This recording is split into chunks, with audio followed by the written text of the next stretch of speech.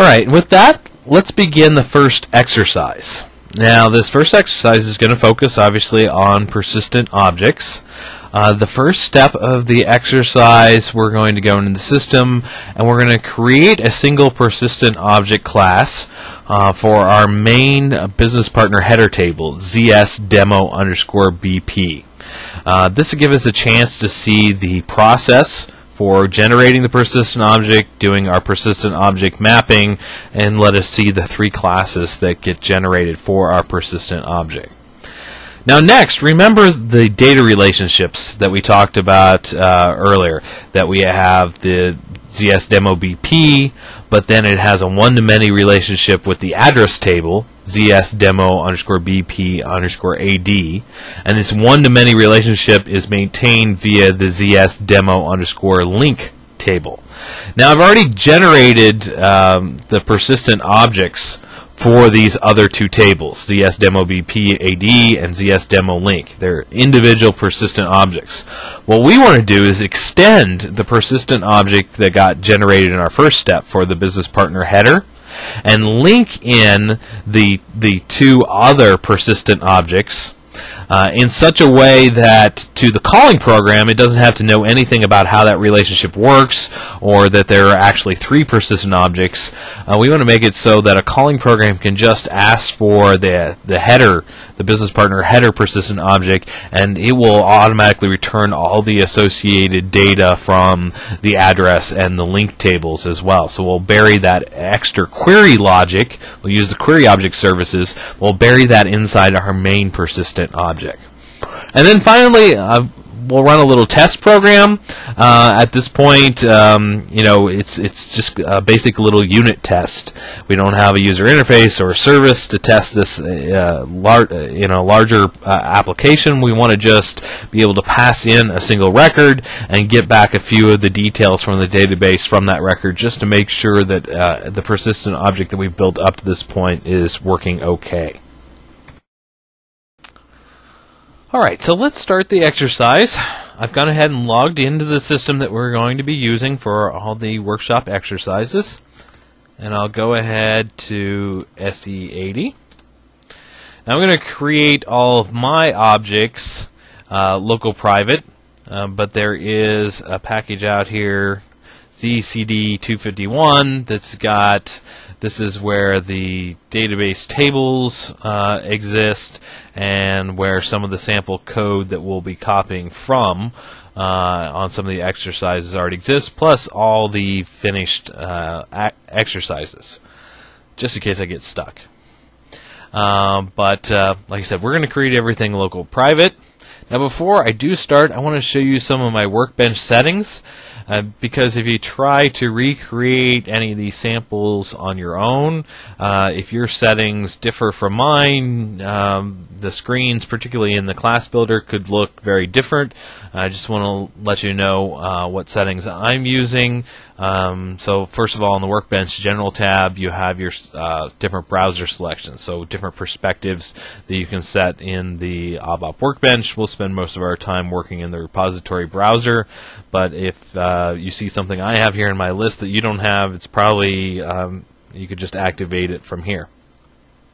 For the ABAP editor, I'm going to use the new ABAP editor, and I generally set up upper lowercase conversion and display mode. For pretty printer, not as important, but I'll set keyword uppercase. And for my patterns on my insertions, if you notice when I do those, I always set name actual parameter same as formal parameter for both function modules and class builders. I generally have it insert my patterns for call methods without the try end try. I'll add those myself if I need them, and then I use the functional writing style for call methods. Now the class builder, this is probably the most important one. This has changed the way things look the most drastically. I always display inherited components and included interface components and constants. And I display all components. I always display the alias and a group by interfaces in some classes. So if you get later into the exercises and you notice your class builder looks very different than mine, or you're missing, you go to the class builder and the exercise tells you to look for a particular method and you don't find it, very well could be because of these settings here. Now, I'm not saying my settings are the right settings. It's all to individual taste. These are the ones that I like, and these are the ones that I've used when I've taken the screenshots for the exercises and what you'll see here as I do the exercise. So I just want to make sure everybody's on the same page. All right, we're ready to start into the exercise itself. The first step of the exercise says that we need to create a new persistent object class for the table ZSDemo_BP. Okay, we'll do that. We'll start by creating a class like always. And when we get to this screen, we want to name our class a particular way. Partially because we're just following naming standards that are set up for this course, but also because the later test program that we're going to use is going to be dependent upon what we named our class. I wrote one generic test program that could be used by all the students in the workshop, and it calls our classes dynamically based upon what we named them and what our login user ID is. So we want to name our class ZCL CD251, that's the course we're in, underscore our group number. Now I'm group number 98, and that's actually my login ID is CD251-98. I'll show you that in just a second. Now this is our persistent object, so we'll say PERS, and this is the business partner persistent object, BP. So our description, group 98, CS demo_BP, persistent object. Now, at this point, I've got it set to public, but that's not what we're going to end up with. Because as soon as I change the class type to be a persistent, it's going to tell me you can only instance non-abstract persistent classes in protected mode.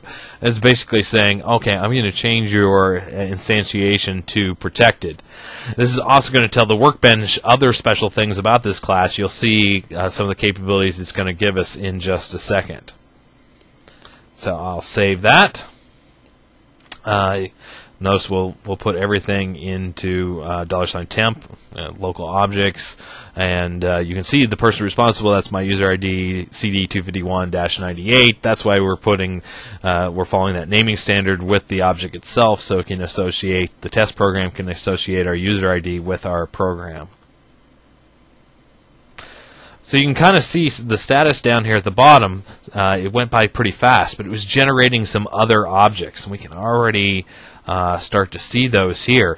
I created one class, but it, in the class builder, but because I told it it was a persistent object, it went ahead and created two other classes for me. I've got the ZCA and the ZCB already out there.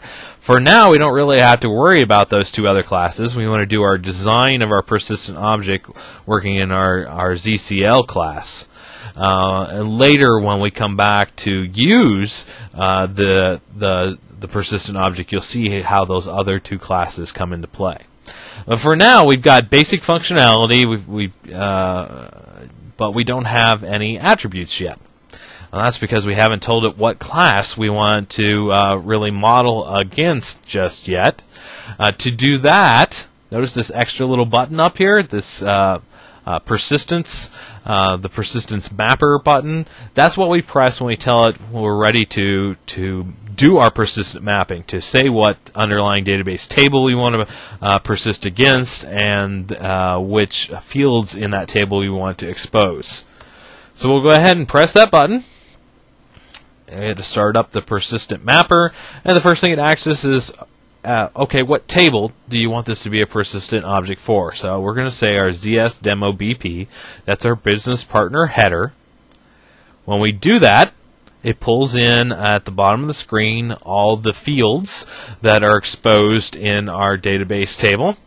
At this point, when we double click on one, it loads the information here. It lets us change some attributes before we actually add it to the class. We could change whether it's public or protected or private. Now this particular field it knows is the key of the table, so it's automatically set that as our key, and we can, if it wasn't the key, we could say whether it was read-only or changeable, but it's the key, so it has to be read-only. But we can set these attributes before we actually add it to the persistent object. To add it, we just press this up arrow. After we're done editing it, it adds it to the persistent object and automatically loads the next field, getting it ready for us, where we can set its properties. We can see up here that the GUID, the internal key, has been added. It knows that it's a key, it's read-only, so the persistent object is already building information about this field. Now, we could choose to add whatever fields we want. We could leave some fields out. Maybe we have some internal database-only fields, some calculations we don't want to expose to the outside. We could just leave those behind and not map them. For the case of what we're doing here today, we're going to go ahead and expose all the fields because we need them all. They're all business data that we want to expose to the outside world. So we'll go ahead and load them all. We could alter some of the parameters on these. You know, we could make them read only or change the descriptions on them. But really, for the purpose of what we need to do, they're perfectly fine the way they are. At this point, I can go ahead and hit save. You notice that it's generated